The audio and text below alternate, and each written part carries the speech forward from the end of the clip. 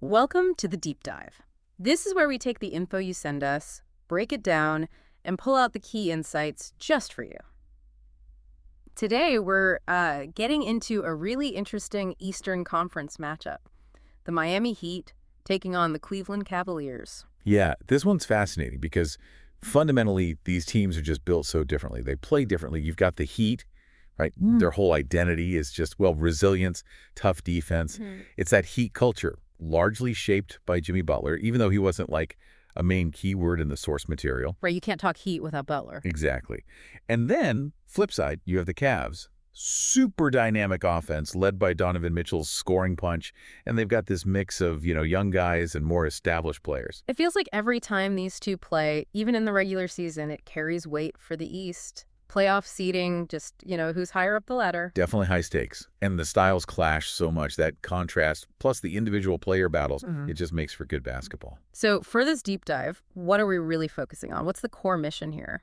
Okay, so the plan is to really dig into the strengths and the weaknesses of both teams. We'll look hard at key players. The source mentioned Donovan Mitchell, Tyler Herro, even a guy like Ty Jerome for Cleveland, what role he plays. And coaching strategies too, obviously. We want to explore where things might be headed, maybe looking towards the 2024-2025 season, hypothetically. We're not predicting exact game scores or anything, but the goal is to give you a really solid grasp of the dynamics when these two teams face off. Okay, sounds good. Let's jump in with the Cavaliers then. And yeah, you almost have to start with Donovan Mitchell. He's the offensive engine. What makes him tick? He really is. I mean, his offensive game is built around just an incredible ability to score. He creates his own shot. His drives are so explosive, puts constant pressure on the defense. Constant pressure. And that pressure forces rotations, opens things up for other guys. So when we're zeroing in on his performance specifically against the Heat, what numbers or tendencies should we look at to really gauge his impact? Well, obviously, scoring average against Miami is big, but also look at his usage rate, basically. How much of the offense runs through him when he's on the floor. His three-point shooting is always a factor, naturally, and maybe most telling is how he does in clutch situations against that tough Heat D. Does he step up, or do they find ways to slow him down when it matters most? That tells you a lot about the Cavs' ceiling in these games. That makes perfect sense. Now, the source material also mentioned, rightly so, that Cleveland isn't just Mitchell. Who else is really crucial for them? That's super important. Yeah, they need others to step up consistently. If we're thinking, say, 2025, you'd be watching Darius Garland's playmaking development, right? Evan Mobley's two-way game, his potential there is huge.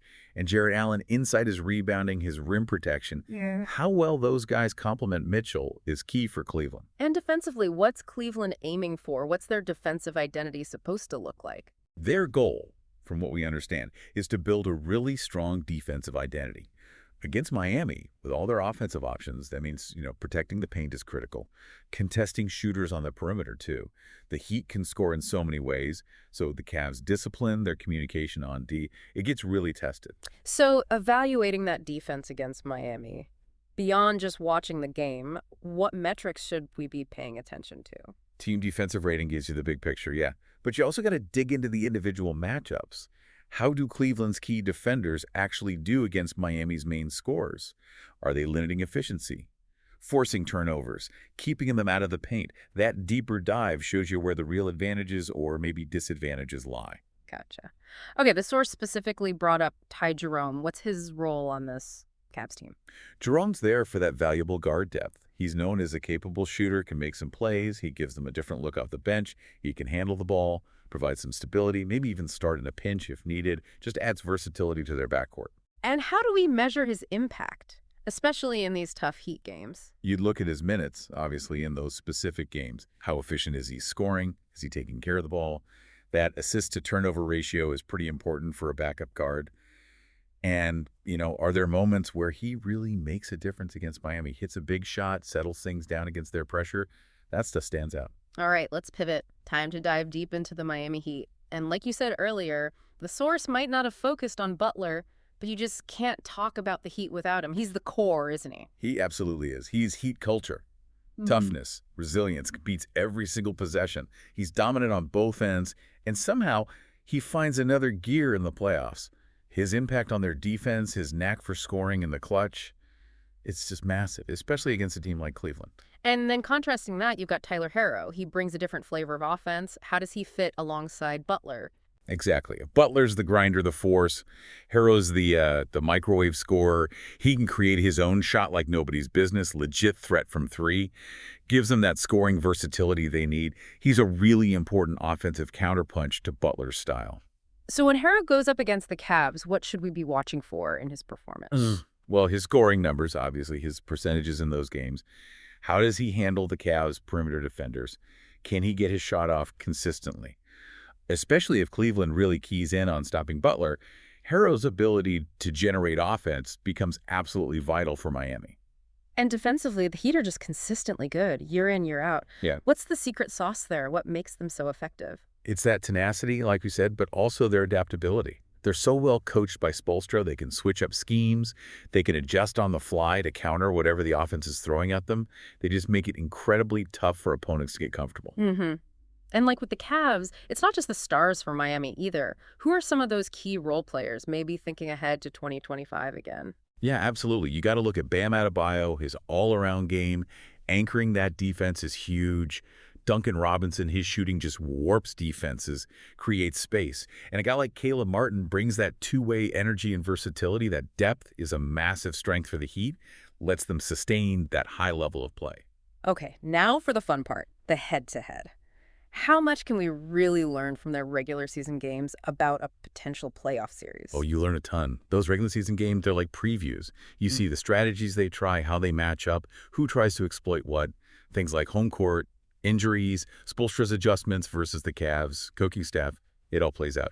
You definitely see glimpses of the defensive schemes and offensive tweaks they'd likely use if the stakes were higher. Let's drill down on some specific matchups. We talked Mitchell versus Heat Wings. Why is that such a make-or-break battle? It's huge because if Miami can slow Mitchell down, even just make him inefficient, it really disrupts the whole Cleveland offense. You mentioned Butler, Martin, whoever draws that assignment, how well they stay in front, contest his shots, make him work for everything, that's critical.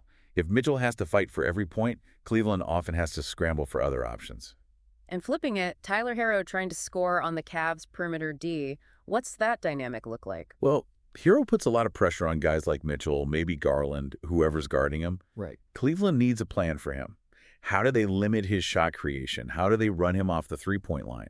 Because if Hero gets going, gets hot, it stretches that Cavs defense thin and opens up everything else for Miami. What about the point guard battle? Mitchell handles a lot for Cleveland, but how does that match up against the Heat's guards impact things? It really dictates the flow, the tempo. Miami's guards, they want to pressure the ball handler, disrupt sets, maybe force some turnovers for easy buckets. On the flip side, the Cavs will be looking for any weak spots in the Heat's guard defense they can attack to get easier looks. It's this constant tussle for who controls the pace and initiates the offense effectively. And inside, the Bigs Cavs front court versus Bam Adebayo. Seems like that's where control of the glass and paint scoring gets decided. Absolutely. Bam is just so foundational for Miami. With his defense and his versatile offensive game, he's going to battle Cleveland's bigs for every rebound, try and lock down the paint. And Cleveland's bigs, they need to counter that. Find ways to score inside, crash the offensive glass, try and use their size. That interior battle is always physical. Let's talk strategy. Offensively, what are the Cavs likely trying to do against that tough Heat defense? They'll be hunting mismatches, for sure. Expect a lot of Mitchell in pick and rolls, trying to get him downhill, or create open looks for shooters if the defense helps too much. Good ball movement, spacing the floor, trying to find cracks in that Heat defensive wall. And how about the Heat's offense against the Cavs' D? What's their likely approach?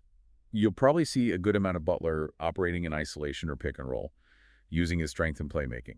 They'll want to get hero looks, use his shot creation, and leveraging their shooters like Robinson to create space for Butler and Bam to operate inside. Defensively, what's the game plan for Cleveland trying to slow down Miami? Priority one is likely limiting Butler's drives, keeping him out of the paint, trying not to foul him. They have to contest Harrow's shots aggressively, and controlling the defensive glass is key, preventing those second chance points that Miami can thrive on. And last one on strategy, the Heat defense against the Cavs offense. You'll see those adaptable schemes, lots of switching probably, trying to blow up Cleveland's actions, especially anything involving Mitchell. They thrive on creating turnovers, disrupting rhythm. They want to make Cleveland uncomfortable, force them into tough, contested shots late in the shot clock. These Heat Cavs games, they often feel like they have these wild momentum swings. What causes that? Why are they often so back and forth? Well, it's partly just the high level of competition, right? Right. Both teams play hard, but it's also the coaching. You see an early It's run. timeout. Adjustment. Exactly. Yeah. Spoelstra makes a tweak, the Cavs staff counters. Defensive pressure ramps up, maybe a key player hits a couple of big shots. All those little things can shift the momentum really quickly. Looking at how those swings happen, how teams respond, it really shows you the chess match involved in these games. Okay, so wrapping up this deep dive, Heat versus Cavaliers. What are the biggest takeaways? What have we really learned here? I think the main thing is just how clear the contrast is. You get the Heat, defense, toughness, that culture. Then the Cavs. Offense first, dynamic scoring led by Mitchell. The key individual matchups, Mitchell versus Heat Wings, Hero versus Cavs, perimeter D, those are always huge. And the coaching battle, Spoelstra versus whoever's coaching the Cavs, the constant adjustments. That's always a massive factor in how these games play out. It's just a really compelling matchup in the East. Yeah, great summary. So for everyone listening, after hearing all this, which team style do you personally lean towards? Which approach is more compelling to you?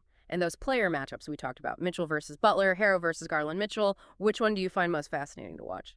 And maybe one last thing to chew on, thinking about both teams, where they are, where they might be going. What do you think will be the absolute biggest factor determining who comes out on top when they meet in a really high-stakes playoff series down the road? Definitely something to ponder.